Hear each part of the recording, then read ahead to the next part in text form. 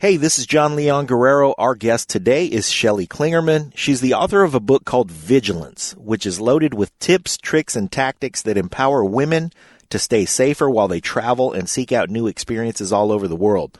This topic is near and dear to us for a couple of reasons. I've been a martial arts instructor and owned a school where we taught, among other things, self-defense and tactical vigilance for women and children.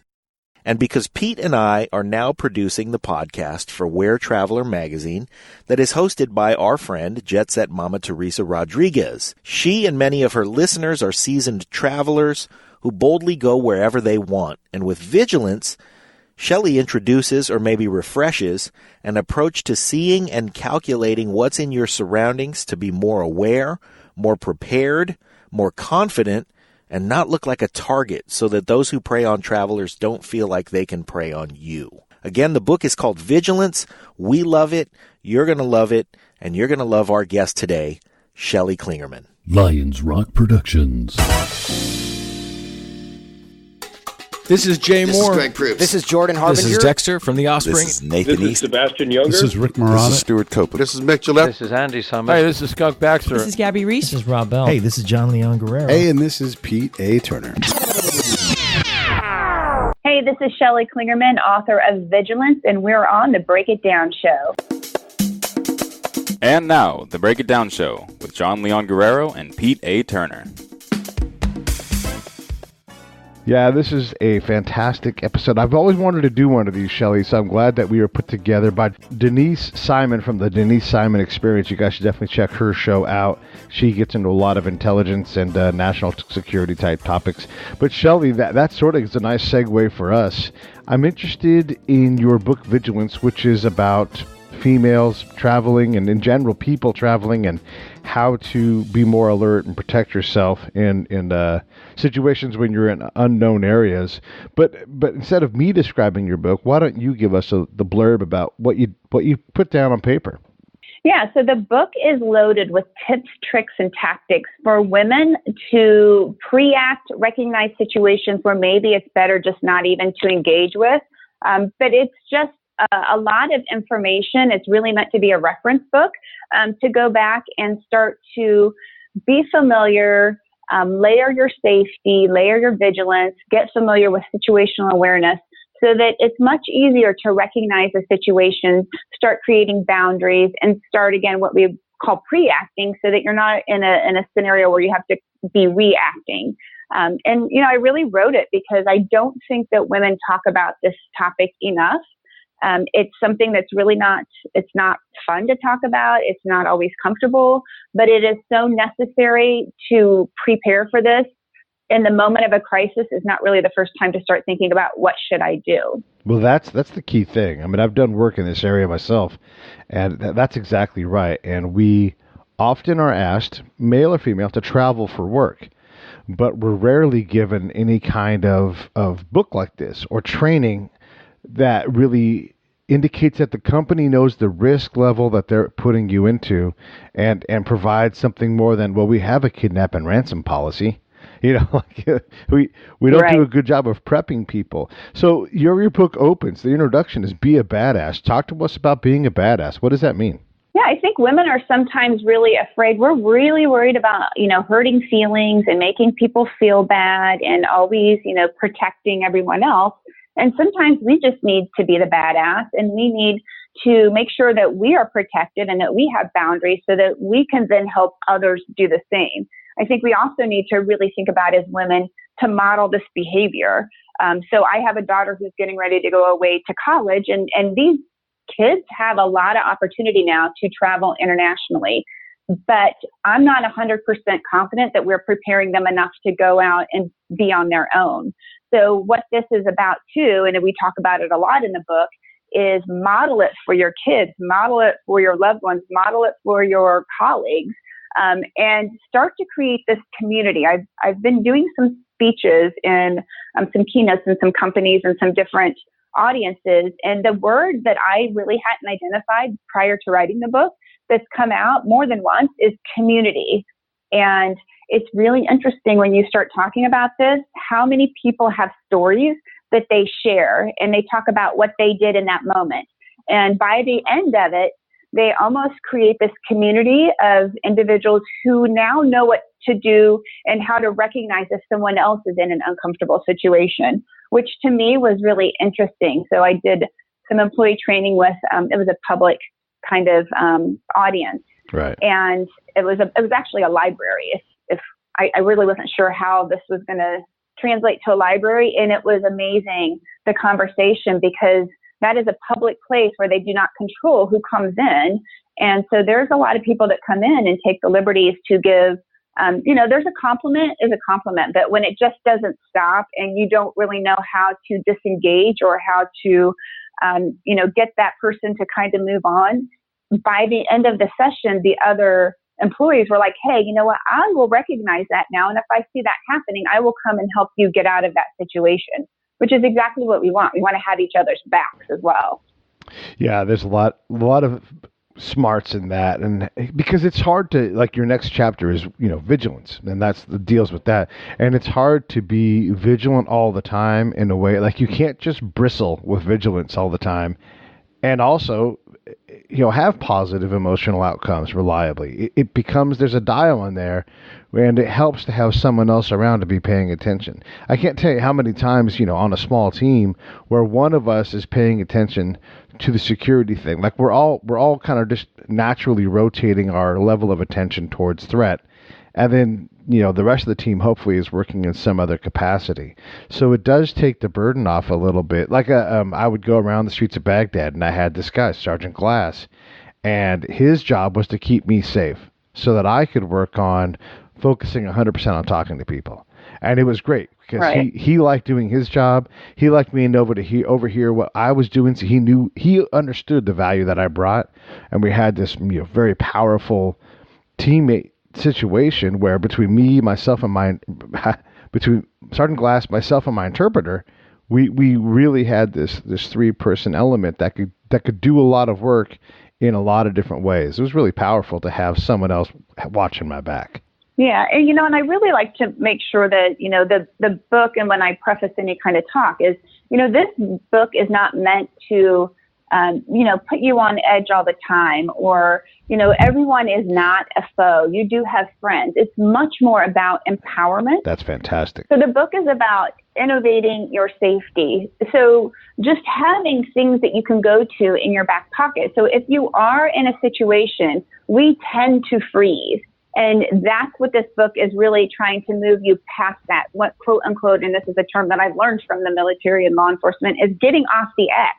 No, you have options. You have the knowledge that has built the confidence that allows you to act in a moment. So I really just want people to understand. And again, women in particular just don't think about it even less than men do. I mean, I've had men come up to me and after these talks and say, oh, you know what, I never really thought about that. But women really don't think about it. And we kind of like to think that it's not going to happen to us. But again, in that moment of crisis is not the first time you should visit, like, oh, what should I do? You should have all of these things in your toolbox. You're like, I can do this, this, this, and this. And you have that confidence to act, because it has to be second nature. It has to be in that moment that you do get off the X. No, that's fantastic. And I want to dig and spend some time right here, because you said some really important things from the world of security and safety and culture. You talked about freezing. And one of the things that we often miss is that there are 3 limbic responses, our animal brain, right? There's fight and flight. We always talk about that. But another viable response is the freeze response. And that the initial response is not cognitive. You don't think it. It's like you don't think your heart to beat. It's just the response given based on what your mind sees. It's like, I'm going to freeze. And it could be to be invisible. Think about a chameleon. It's freezing. Mm-hmm. It's hiding in plain sight. It's also, though, if you can get that next thought to be action and then revert back to fight or flight and overcome that freeze thing. Because, yeah, you're right. If you're on the X, freezing on the X, not the right answer. An understandable answer, a biological answer, but how do you get off the X? Are you fighting? Are you flighting? And it's important to realize that it is not a detriment. And sometimes freeze is the right answer. Sometimes you just do need to stay still, be calm, because that's your body's response is going to be, it's like when you sleep, right? There's on or off. And so you this fight or flight or this freeze action, they work as opposites. And so your body is very calm in this moment. So it really can give you clarity. A time when people freeze is after plane accidents. The plane crashes, you're on the ground, and you survive the initial crash. People tend to freeze there, uncertain of what to do. And so freeze takes over. And then freeze ultimately kills him in the secondary part of the plane crash, and that the fire and the explosion from the fuel. So like there's this thing where you've got to get off the X, right? So talk a little bit more about what you've learned about all of that and you got some fantastic resources in this book in terms of who you pulled this thing from and how you process it.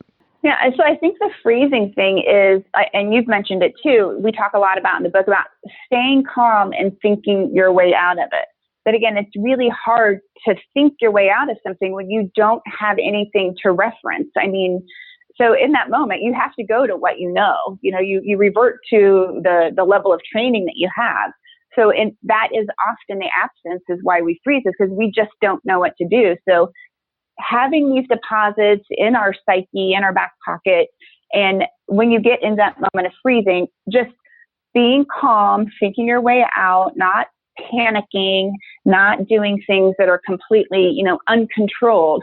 But I think that staying calm allows you to not freeze, because then you can kick in the thinking and the acting, and you're going to, again, this knowledge that you have taken the time before that moment to get familiar with. And I really hope too that the book will spawn people to, okay, I really like that.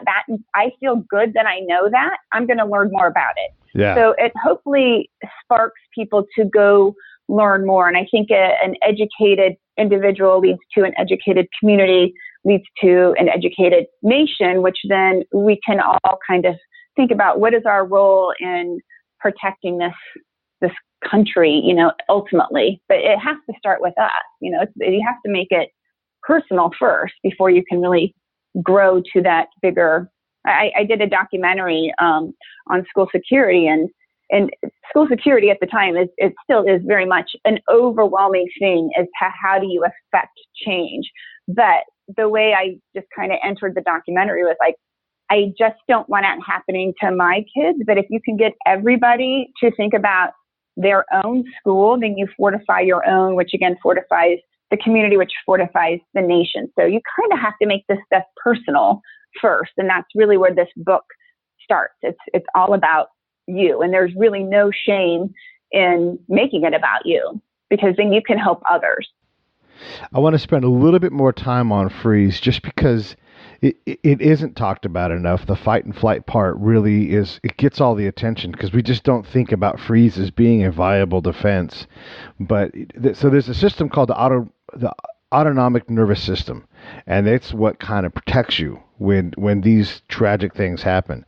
And a time when freeze might be an appropriate response, even if you stay on freeze, as your body makes the decision, you go, yeah, this is the right decision. And this particularly applies to women, is oftentimes in rapes. Obviously, if you're being raped, you should fight at some point. But if survival, we're talking survival now, it could be that freeze is the right response. And just, like when a bear comes and they say, you play dead, it's the same kind of thing. And that's your body doing a very appropriate thing in many cases. And you don't have to know what to do, like you were saying. And it's the action, the next action. That's where training comes in. You're like, I knew I need to get off the X. I know that in this case, this person who's attacking me seems to be uninterested because I'm freezing here, I'm playing dead, whatever it is, they're moving on. Those are times when freeze is really a viable thing. And it's crazy that our body makes these decisions instantly without our knowledge. It's just boom. It's like a light switch. I wanted to talk. Yeah, and again, it's knowing that, though, and knowing that is, again, just being in control is empowering. So even if that is what you're doing, knowing it's the right thing to be doing at that time, and not, again, panicking, like, I'm not doing anything. Like you said, trust your instincts and be in that moment, but be thinking ahead, which is, again, it's really difficult to do. And I make no, assumptions about what anybody's reactions are going to be. But just again, depositing and investing in this information up front will be better than not having done it at all. If you I hope this book is the most useless book anybody ever purchases, because right. But that's not the reality, right? At some point, there's going to be a situation in a lot of people's lives. If you travel long enough, someone's going to try to take your baggage, try to take your camera or whatever it is. You hope that it never is needed, but the reality is it often is needed. Right. All right, so I wanted to change gears. I want to acknowledge, because I'm a John Boyd guy, that you reference OODA loop in your book, and that whole observe, orient, decide, and act thing. This is exactly that next response. You have this limbic reaction out of your control, and you're trying now to figure out, what do I need to do? Because sometimes even flight isn't the right response. Like, oh, I just did flight and my kid is back there. now I gotta act in a way. And so I understand about OODA loop, but why don't you explain how the OODA loop applies to someone who's traveling? So the OODA loop, the way we discuss it in the book, is, again, it stands for observe, orient, decide, and act. And again, bringing it down to the topic of this book, it is really, again, visualizing, I'll call it visualizing yourself in a scenario where you see yourself getting out of the situation. So, if it's, you're sitting in in a lobby and someone comes up and they start engaging with you and you start getting this really weird vibe, that you see yourself, how would you get out of it? And then again, that becomes second nature, and then that's how you execute. So in this book, I know it comes from a military kind of source, but in this book, I'm really encouraging women to kind of visualize these scenarios so that they can see themselves getting out, and they can quickly observe, orient what's going on, where do they need to move to, decide what to do, and then go. And the book will hopefully give you some options when you decide what to do in the act portion. Yeah. And the acting part, so as I understand the OODA loop, when you go to places, you can always act. Like if your adversary is out there and you're acting in advance, it alerts the person who's looking for a mark that you're not the mark, right? So you have a lot of times you mentioned stand it straight, walk with a purpose. I often, if I feel like I'm in a high threat area, I will walk and I will do kind of a pirouette, a manly pirouette, of course, but just to let everybody know that I am looking at all things around me, and not so much that I'm some kind of hero or some kind of badass, but I look less desirable as a target because I am paying attention, because I am looking at doors and looking at, I'm being more vigilant. And that's a form of the OODA loop where I'm constantly improving my position, and someone's like, that guy is paying attention too much. I don't want that. Right. Yeah, and we talk a lot about what a predator looks for. A predator is by nature really pretty lazy. They have to use the element of surprise, maybe the element of darkness. So when you know what they're looking for, that's how you then counter and make yourself, like you just said, not nearly as attractive as a target, because unfortunately, if someone's, staking out to steal someone's purse, walking out from the grocery store to the parking lot, and if someone is looking up and looking around, the ability for them to catch you off guard is going to be less. But if the person just waits, 3 minutes, they're probably going to catch somebody walking out, maybe looking at their phone and walking and not paying attention. So they're the more desirable target. So just by simply looking up and looking around, and like you said, shifting your glance, I was told that we tend to operate in a 30 degree observation. If you just look more over your shoulder side to side and then glance up, someone who is watching will see that, and they will be like, oh, well, my chances of being seen by that person is higher. So they're not, like you said, as desirable as a target, when they can probably wait 3 minutes and find somebody who is looking straight ahead or looking down or looking at their phone. So that is what, I would say is a bump. You're just trying to bump somebody from you. And it's unfortunate that you're going to bump them to somebody else, but we all have the option to put these precautions and put these pre-actions into place. So if you choose not to, then, the person that's taking the extra step gets the reward. Yeah. I mean, that is the idea, right? Take the extra step. And a lot of this stuff, and you talk quite a bit about preparedness in the book, but a lot of this stuff is just how you approach something. If you're going to upgrade your security level, like, for example, I carry my kit in a messenger bag quite often. And when I walk through a city, I'll turn my messenger bag so the buckle is in on my hip. Mm-hmm. And that way, it's just a small thing. But I'm denying easier access. So if someone comes up and attacks me, they're going to have to get that bag turned around. You can't just come by and do something with it, to get inside of it. It's things like that, just those extra things. And I would wear my bag across my shoulders as opposed to over one shoulder, or as opposed to holding it in my hand. I mean, it's a leather satchel. It looks nice. It looks like it's heavy when I'm carrying it, because it does. Someone could easily come by if I got it just in my hand and just take it, and now I've got to figure out how to catch that person. And do I want to catch that person? You know what? This is not a time to chase someone who's got my stuff. Sometimes you want to do it, but you definitely have to. If you catch that person, then what? Right? Yeah. And I think, like you said, I mean, so many of the things that we talk about in the book are just adjustments. It is not anything that requires special training or, carrying a weapon per se. It's such simple adjustments that many probably have heard before, but it's kind of gone on in one ear and out the other. One of the quick tips that gets a lot of discussion, which is interesting to me, is getting in the habit of parking under lights in a parking lot.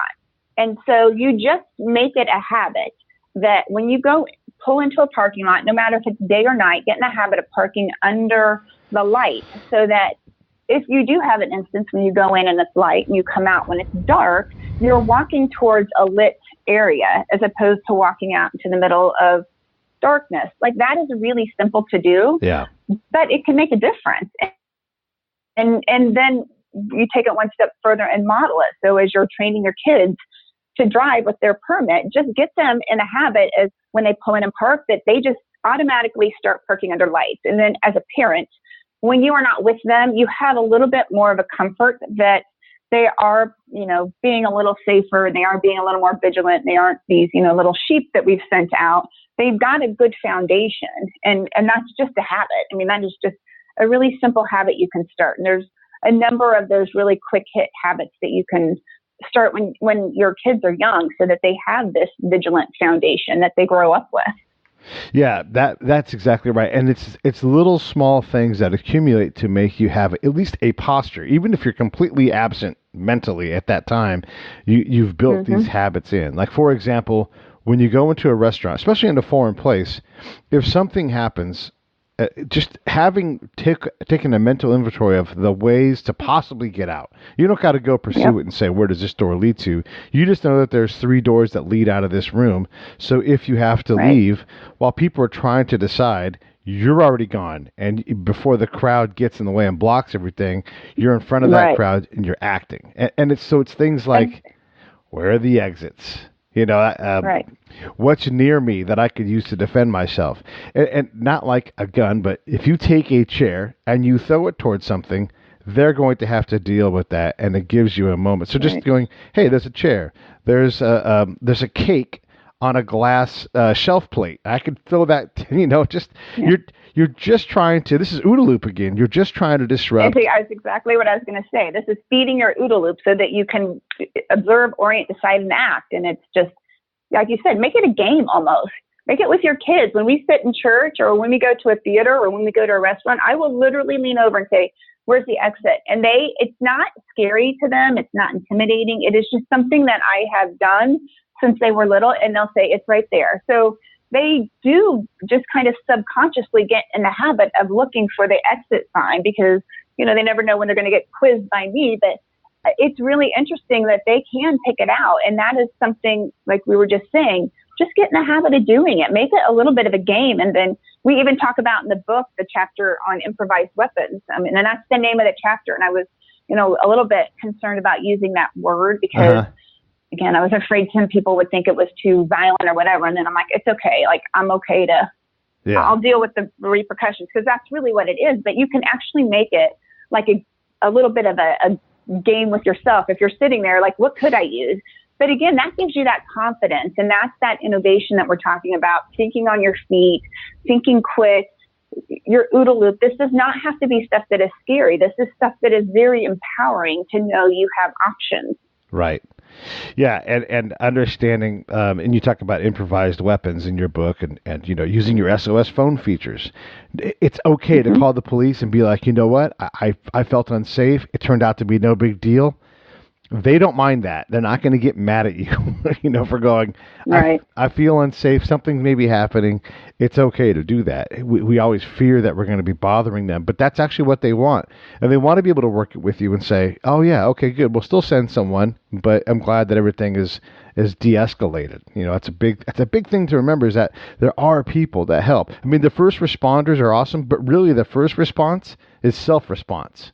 Yeah, that first response being self-response, I think, again, that's where we come back to the beginning of our conversation, where we as women are sometimes afraid of, putting someone in an uncomfortable position by maybe calling the police or doing something that we're not 100% sure of, which is what we really need to get past. So as you were saying, the police don't mind if you make a call and it ends up being, a false alarm. That's much better they would much rather deal with that than having it have gone the other way and you didn't give them any heads up.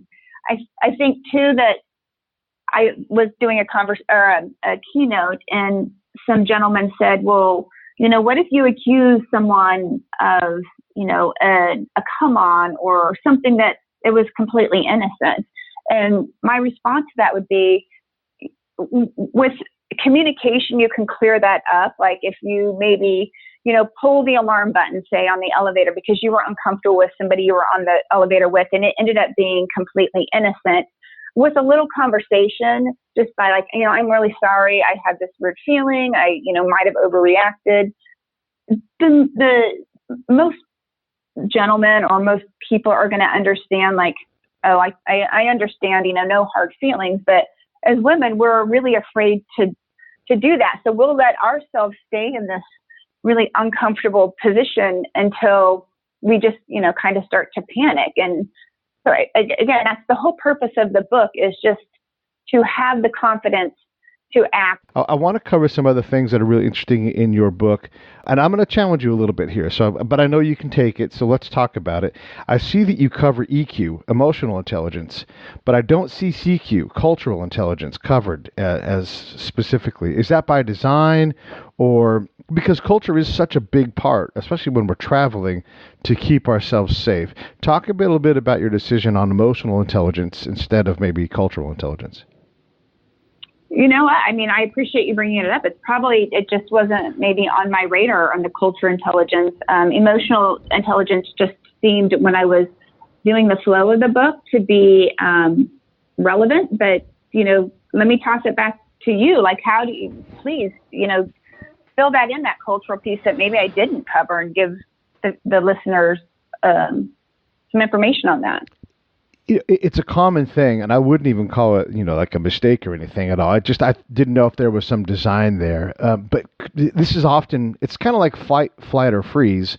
Cultural intelligence is its own thing. It's called CQ, and it enables us to better understand the surrounding environment, because culture is not going to Mexico and drinking a beer. Like, that is a thing of culture, but everywhere you go, you're intersecting with people's culture, people's emotions. And so CQ, in effect, is sort of a collection of emotional intelligence for like, let's say you're in a room full of 100 people. You are using your emotional intelligence to understand what the room is doing. That's more CQ than EQ, if that makes sense. So when it comes to cultural acuity, being able to put yourself in a situation where you're unfamiliar and you're not sure how to act, and we tend to focus on freeze here, right, with these things. We're like, I don't want to offend anybody, as opposed to being more progressive, and instead of worrying about offending, be focused on being curious about a culture and like try to understand, because when you approach it from that way, And we'll go back to Mexico here. If you ask, hey, how come you guys, build your wall this way by the beach? Because where we do it, we have walls on the beach, but it looks like this. And then you're going to have a conversation that's based on culture, and it's going to bring you closer, typically, to the people that you're trying to interact with, allow you to better understand what you're seeing. And so instead of having culture shock, you've got culture immersion, and you're more adept at dealing with it. So you know that when you go to a hotel in a different city, what normal hotels look like in that place. What when things stand out as being odd, your cultural intelligence is going to trigger you that this doesn't seem to make sense. I should ask a question about this. And it could be threat-based. It could just be the culture in that area is different. So it's akin to the overall surroundings, because culture is everything in a lot of ways. And so when you see something that doesn't make sense, that's culture, and you should seek to understand it if you think it's in any way threat-based. Yeah, and I think, eye contact is something that it could be definitely a cultural difference. And in some instances, that is like, I see you.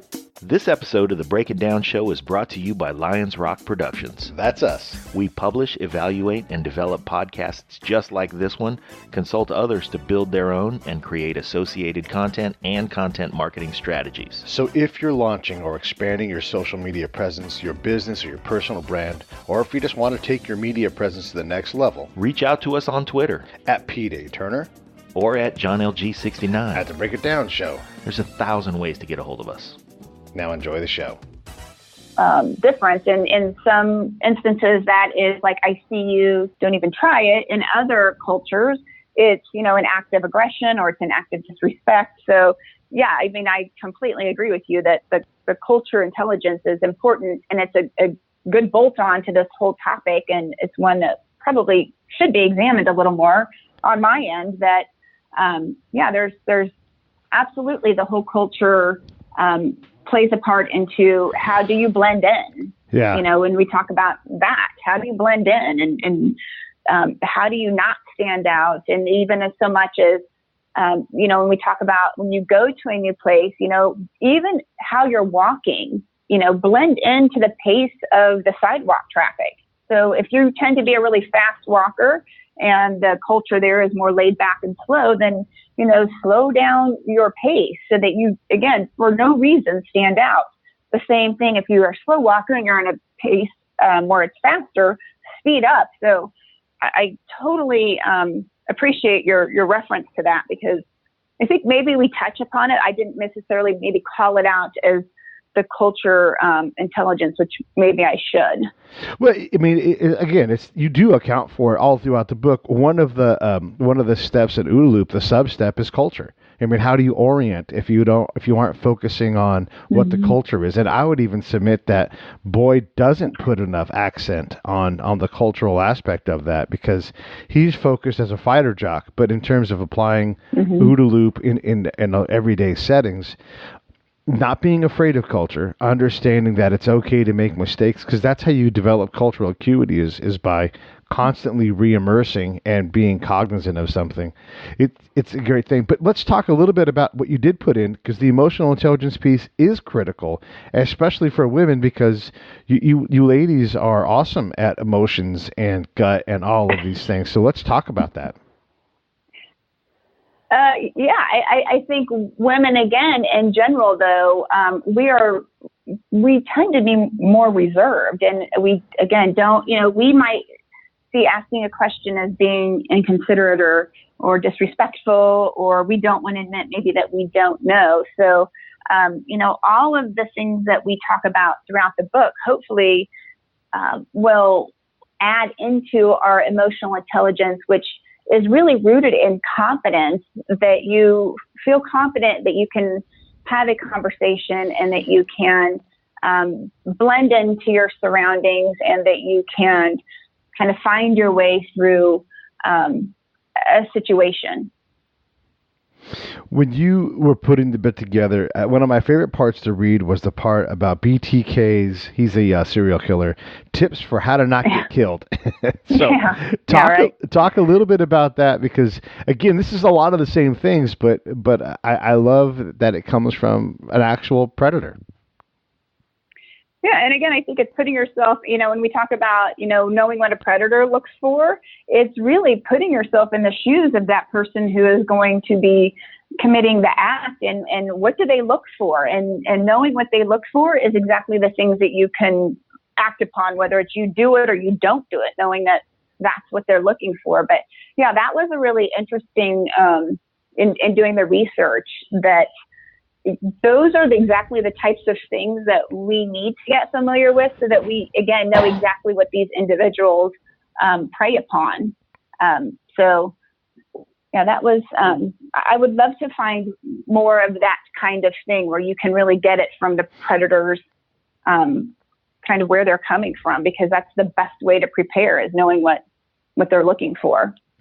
Okay, so let me ask you, on the other side of that, the inverse of being prepared, because one of the things that moms also do great is they borrow a lot of trouble, right? Where you imagine scenarios and situations so you can be prepared, and so you have things in your purse to adapt to a situation. Yeah, Band-Aids, but also this kind of a snack, or all these things. So you can become paralyzed or ineffective because you're always searching for trouble. How do you, if you're a mom that tends towards that, how do you back that off so that you're not just always worried about what should happen? I think in a situation that I do, I know when I was doing the documentary on school security, and then we started having the uptick, and my documentary released in 2010, so it was prior to, the horrific tragedy at Newtown. But I think as parents in general, and I do think that this is shifting a bit, but we used to shield our kids from anything that we think or thought that would make them fearful. And so I think what we are getting better at, and this is how I handle it, and it's just the way I do, I like to take headlines and turn them into teachable moments. And again, instead of making them a very fear tactic, it's an empowering tactic. So, unfortunately, we are seeing the school shootings and the Uber incidents and all of these headlines that are not good things. However, if you take those and you say, okay, if that happened to you, what would you do? And you start giving your kids, again, empowerment options, like this is what you can do in that situation. I feel better about knowing when my kids are not with me, that they have a foundation and the ability to, again, pre-act or react if they have to. But, for instance, this literally just happened this past weekend, where we were at a rest stop, and my oldest had her siblings who are younger in the car. And we got out, and I ran into the store, and my husband did too, but the car was running. And they were all in the back seat. And when I came out, the doors were locked. And I'm like, why are you locking the doors? They just ran in. And she's like, look, the car was running. The front seat was open. Somebody could have jumped in and taken the car with us in it. Yeah. And I'm like, you know what? Really, I didn't tell her to do that. She just did it. But again, I feel like, success, because we have talked about these things, and we've talked about it, again, openly and with things to do in that situation, not like how do you react to it, but how do you pre-act to it. And so I was, had a proud moment there. Like, they acted and I didn't even tell them to do it, but they just recognized, like, you know what, I should take this precaution. So, going back to your question, I think rather than always just putting a Band-Aid on things or trying to shelter, that we throw these scenarios on the table, throw it on the dinner table and talk about it, but talk about it. And if you find yourself in this situation, here are 4 things you can do, so that they are empowered rather than afraid if it happens. And they, it goes right back to everything we've been talking about earlier on. They know they have options. They can act. They can get off the X. They don't panic because they know they have 5 things that they can do. You panic when you have nothing to do. That's very, very scary. So I don't know if that answered your question, but, that's the way that I would like to see society, rather than, sterilizing everything and putting out this false picture that everything is perfect. It's not. But that doesn't mean it can't end up okay. Yeah, no, it's really powerful messages. And, someone who's trying to protect their family, themselves, male or female, doesn't matter. It is good to have some sense of what, what you can do. Because a lot of it's little things. Again, it's walking with a purpose, having a good posture, those kind of things. And Shelley lays this stuff out in Vigilance. You can definitely get the book on Amazon. I encourage you guys to do it. Here's the deal. When you buy a book on Amazon, you have to rate and review it, because this is what it does. It takes Shelley's book and it elevates it among the other books that she's fighting to stand out from. So if you really want to support, obviously buy the book, buy it for somebody else as a gift, whatever. And then give those 5 stars, write 10 words, 20 words, whatever it is. It doesn't really matter that what you write. What matters is that you write something in there, and that's really how you support her as an author and get her book out there. Because I'm telling you, I've read the book. It's fantastic. There's so much stuff in here that if you got 10% of it added into your life in some way, you would have a lot. Because that's really what we're talking about here. We talked early on about the layers and just different things that you do that you add into your life that are totally normal things. Look around, right? Like, that's a simple thing. One of the other areas too is that action. Like if someone is going to prey upon you, they have a line of action. When they get to this point, I'm going to attack. Or when this happens, we don't often know to have that, where I draw a line around what I think is safe. And if I don't think it's safe, that's when I start really responding to my lack of safety. And if someone gets inside of your safety perimeter, or whatever you consider to be safe, I've taught my daughter this, and you fear for rape or your well-being or life or whatever, you jam a thumb into the back of their eyeball and start pulling that eyeball out. Nobody wants to fight when they have a thumb in their eyeball. And you just make yourself so gnarly that no one wants to go near you. Everything before that is okay too, like acting, saying something out loud, making people pay attention is going to make that predator change the way they do things. Sometimes it's just a cataclysmic accident. There's things you can't do. Again, you start acting, you start figuring out what to do. And if you don't know what to do, just do and get out of that situation as fast as you can. Yeah, another funny one that I thought was interesting that I was, in doing my research with the subject matter experts, and I've told my daughter this one too. Again, if you feel like someone's watching you and you're walking and you feel that there's eyes on you, be gross. Like, be really disgusting and very unappealing. Right. And again, that's not something that's going to immediately, like, you wouldn't think to do that unless you thought about it. And then it's really pretty simple to do. Like, if they're following you and you do something that is just not very ladylike, you're forgiven in that instance. But that might be enough to just be like, oh, dude, I'm out. Like, I'm checked out of this one. I'm going to the next one. And that is mission accomplished. It's really pretty easy to do. But again, you have to know to do it before you can act on it. So just simple things like that again, don't take any special training, but it's one of the 5 things. Like you said, duck into a public place, or start talking to somebody that you don't even know. But that's so much of this is just not natural. Right. That's why you have to think about it and you have to see yourself doing it. And when you talk about the eyeball, when I was interviewing, he was an ex-Navy SEAL, and he was running me through scenarios, and he was like, what would you do in this situation? What would you do in this? And he got to one, and my response was, well, I would punch him in the face. Yeah. And he's like, well, have you ever punched anybody in the face? And I'm like, well, not technically. He's like, well, what makes you think you're going to be able to do it? You need to really see yourself doing that. You need to actually maybe punch something. So, also, I would say, and this is not, I would say pick something that you want to be your go-to, whether it's the eyeball, the soft tissue, the knee to the groin, but then see yourself doing it. And if you have the opportunity, practice it so that you do not make that hesitation, and you can have those valuable seconds on your side when you have to act. So it can't be second nature, or it can't not be second nature not to throw your knee up into a groin. You have to do it and then get out. So I thought that was really interesting too. When, make sure you choose something that you're willing to follow through with.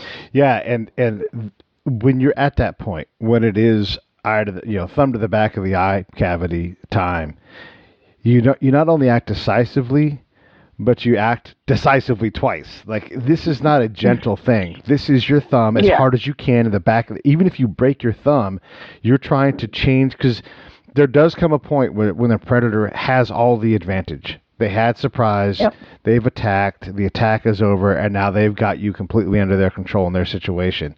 And there's not a lot left for you to do, besides maybe freeze.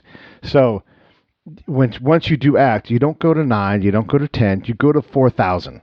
You just keep striking the eyeball, smashing to the neck, jamming things in their ear. Nobody likes any of those things. Doesn't matter how big you are. Everybody has a neck, and they all need to protect their neck. So, yeah, decisive, hard, vigorous, with lots of intent to harm that person, and then be okay with that. But also, again, I want to say this too, way before then, like if I'm walking somewhere on the street, and it's just me and a female walking in front of me, I'll do my best to be as non-scary as possible. But that's not up to me. It's up to her. And so oftentimes I will be the one that says, hey, I don't mean you any harm. I'll walk around you here. I just, I will respond to them because I want to take the burden off of them to act, because I'm aware that they're aware. And so if you're that woman in front of me and you see me, stop, turn, look at me. And I'm going to go, hey, it's okay. I'm just going to walk, and you will be able to navigate that situation where there was no situation, but you handled it in a way that if it is something, now at least you're facing your attacker. And if they're going to come after you, now you got them thumbs sharpened up and you're ready to go for the back of the skull. Right. Well, and you've made that eye contact. And I think, that's exactly what we were talking about earlier. It's just that communication, that acknowledgement that, the women don't continue to walk and let the hair, raise up on their arms thinking they have no options.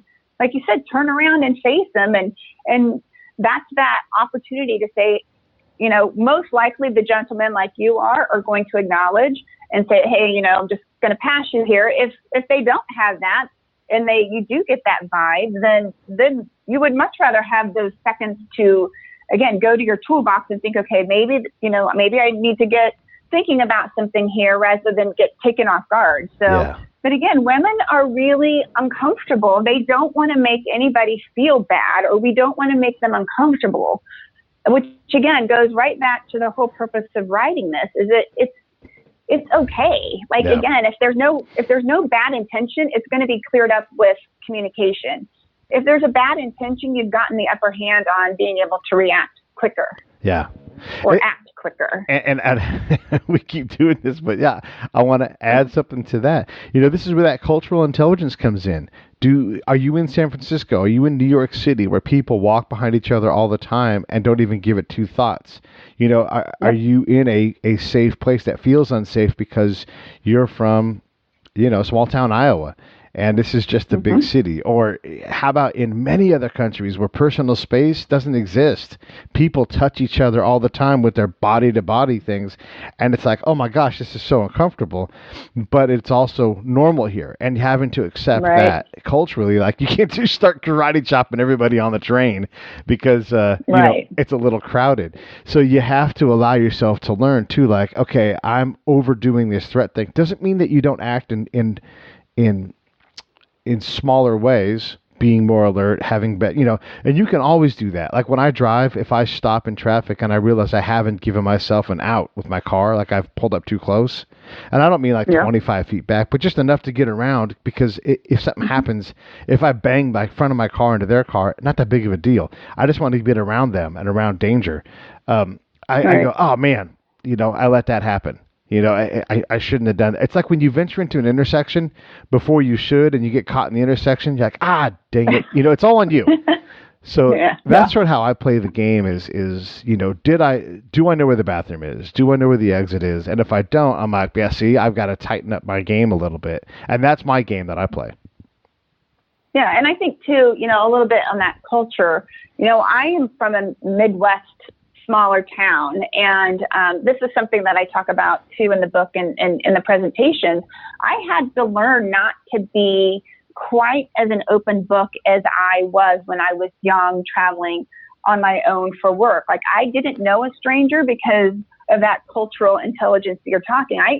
Everybody in Midwest towns kind of have these open conversations, but I found myself in a situation one time on a plane where I think I was more getting probed, and that was all. The conversation was all about me. It was all about where I was going, what I was doing, when I was going back, what's my and I really didn't recognize that maybe I shouldn't be giving quite so much information about my personal self. So it taught me to look back, and then again, looking at sending my daughter off to college, like, here, just know when it's just a conversation and when maybe it's probing. Like, how do you identify and how do you set that boundary? Which that is what I did not have. I had no idea how to set the boundary. Mm-hmm. And so I probably let some individuals just know a little bit too much about me. And there was nothing that ended up happening, but Sure.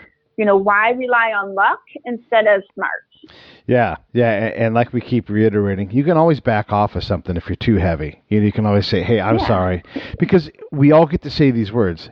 Hey, I felt unsafe. Like that's the magic answer. Like I felt unsafe. Yeah. I thought something might happen and I didn't want to do nothing. So I acted and I overreacted and I apologize. And the person can be upset all they want, but most likely they're going to go, you know what? I can't fault you for that. That's reality. Everybody, the book is called Vigilance, and it's written by Shelley Klingerman, and it's just fantastic. And really, it's a great, like, if you are a corporate traveler, you understand your corporation does not know this stuff. They don't have, or if they do, they don't have time to give it to you. So you need a book like this. If you have someone in your life who's a female who travels, this is a great book for them. You spend a few bucks, now they have something that they can read and get past the fear of doing everything and understand that this is just, it's a guide. It gives you things that you can do. You can find your own style that works for you, and you already have dramatically improved your ability to withstand a lot of hostility. I've traveled all over the world. I've had things stolen from me. I've been attacked in a variety of ways. It happens. I got arrested one time in Paris in a crepe shop. And partly because I have been in a lot of international situations, I easily could have gone out swinging and fighting. But for me, in that moment, the fact that I froze and didn't attack anybody, when the police finally let me go later on, they said it was because you didn't have any marks on your hands, because no one saw you punch anybody, we're going to let you go. And all of this stuff happened outside of my control. My girlfriend and I were in a crepe shop. It was super crowded. They shut the doors behind us, locked it, and said, you can't leave. And there's 30 people in there. They're all little tiny French guys. I easily could have thrown 5 or 6 of them around that place and caused a big ruckus, right? But I would have gone to jail. And so we were able to get out of this scenario, but we had very little control over it. And I'm an international man of mystery. I'm a tough guy and all those kind of things. But in that case, because I was competent in what I did and I was able to negotiate through it without harming anybody else, I was able to not have to go to jail for too long. They did have to hold us and to talk to us and sort it out. But imagine if I had hurt somebody. Yeah. Crazy. So a book like Vigilance will help. You need this book if you travel so you guys can understand these things. It's really important. Shelley, thank you so much for writing this book for everybody out there who travels around, especially for women, because it is shocking to me when corporations they say, yeah, nothing ever happens down in Monterrey, Mexico. You're like, hey, Monterrey's really dangerous. You ought to have something more than just a kidnap and ransom policy. Well, thank you for allowing me to share my message. Yeah, it's great. We'd love to have you come back on sometime. Everybody, this is Shelley Klingerman. Thank you so much. Thank you.